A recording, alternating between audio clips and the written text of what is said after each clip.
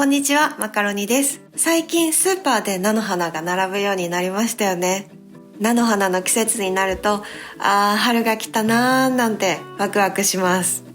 ところでお店に行くと、菜の花と菜花の両方の名前を見かけると思うんですが、実はこれざっくり言うと同じ仲間なんです。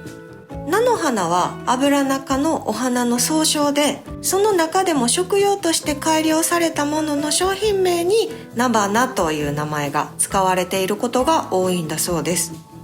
そんな春の味覚の菜の花をせっかくなら一番美味しい状態で味わいたいと思うので、選ぶ時にチェックしたいポイントをご紹介します。まずはつぼみをチェック。これくらいなら大丈夫なんですが、しっかりとたくさんのお花が咲いてしまうと苦みが強くて茎も硬くなってしまうので、つぼみが閉じているものを選んでみてください。つぼみがしっかり閉じているものは程よい苦みを楽しめます。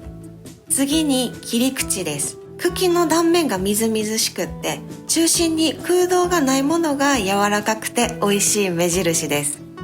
最後は茎の太さです。これは新鮮さというよりはお料理を美味しく仕上げるためのポイントになるんですが、茎が揃っているものを選ぶことで調理の時に加熱にムラが出にくいので均一な仕上がりになってくれます。